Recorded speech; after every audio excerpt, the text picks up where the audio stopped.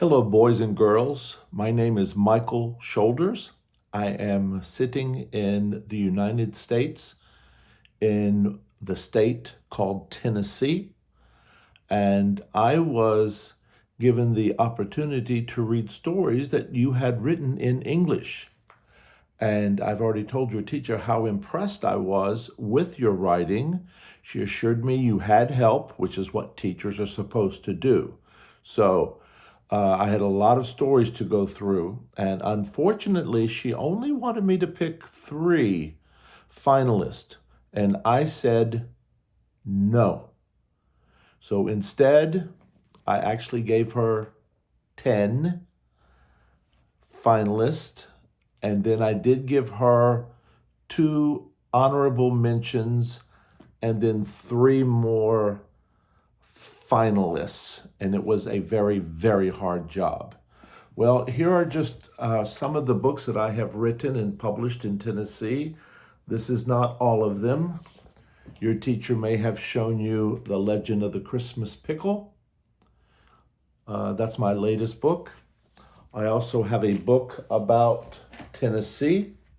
We are called the Volunteer State because of people volunteering for service in the Army. And I've written some other books about states. So I want to talk about your writing real quick. First of all, I want to talk about two of the honorable mentions. I don't have names. I can only tell you how the stories began. So one of the honorable mentions was a story that features a clock in Grandma's attic. I really enjoyed reading this one, and I wish that I had the opportunity to pick all number one stories, but I just couldn't. So whoever wrote this story that begins like this, congratulations. I think that was very, very well done. Another honorable mention featured a trip to the art museum.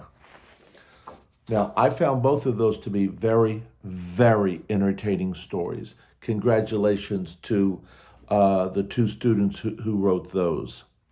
So I've made some notes I'm going to be reading from a little bit as we go along.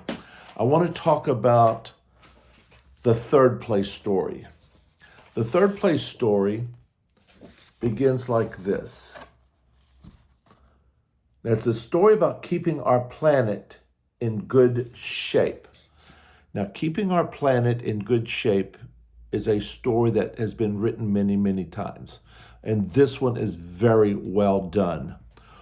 What made this story float up to the top for me that I noticed is that there is no date listed or a time in the time travel.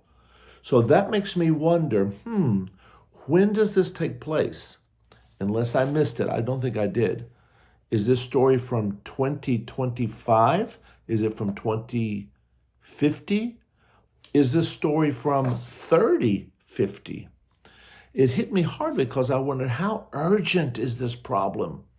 It's up to the reader to think, is it too late to start caring for the planet now, or can we just wait a little while and not care about all the trash in the oceans? Without knowing the answer, I think the answer is now. So, with that said, number two is a story that all children can relate to. It's about something that's yucky. It's awful. It's called homework. Who likes homework? Nobody. Now, I taught 9 and 10-year-old children for many, many years. We had homework because we were practicing at home. I like this story because it's something that all children can relate to. No one really likes doing homework. What else I like is there's a bit of a twist. If I read the story correctly and absorbed it correctly, it really is not about going back to the past and changing something so that the present changes. it's really about going back to understand the present and why we have homework. So whoever wrote that, you did a very, very good job. I enjoyed it. There are grammatical problems in the story, but it is such a good story. It's easy to overlook the punctuations. Even in my writing, when I write a book, like a book about Mississippi, another one of our states, I have errors in my writing. But all I have to do is have a good idea, and an editor will help me. So I kind of judge these stories as if I were the editor of your writing. So my editor helps me in my story. And in America, if you're close with a good idea, you will probably get a contract in the mail. Now, number one, I hate picking people over others, but that was my job, and so I did it. Now, this story was probably the longest, not the reason I selected it as the best, because it wasn't the best because it was long. There was another story that all children can relate to, and that is how unfair teachers grade our work. And we always say, well, that's not fair. My grade should be higher than that. Boo, unfair grades, boo. Well, I also like this story because there appeared to be two wrong turns that the characters take, and that was a good job. Well, boys and girls, I wish I could have given all of you an award for the best story, but with 130 stories, it's just not possible. I had a hard enough time picking 10, let alone 1, 2, and 3.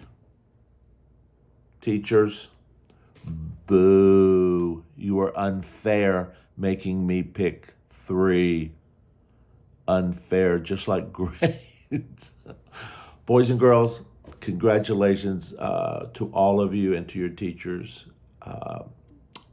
I know you probably don't agree with my pick. I understand. But keep learning, and let's make this world a better place. Be kind to each other. Peace.